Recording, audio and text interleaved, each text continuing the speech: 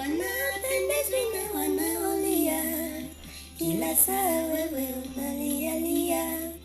Wanapendezwi na wanaolia, kila saa wewe unalialia. Sasa hiyo akili alikupa ya nini? Mbona wetu ni vizuri?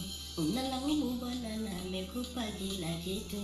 Una uwezo mkubwa wa kujiendesha mwenyewe, lakini kwa uwezo wa Roho nahitajika ngoje Bwana. Tuache tabia kama hizo za kulialia.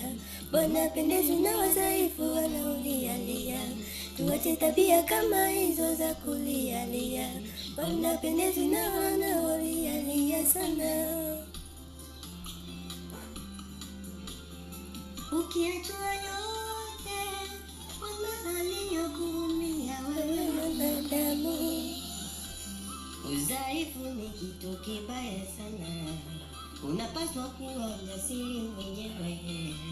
Ujiamini ndio kitu Bwana anachotaka. Ukijiamini utafanya mambo yako vizuri kwa uaminifu mzuri.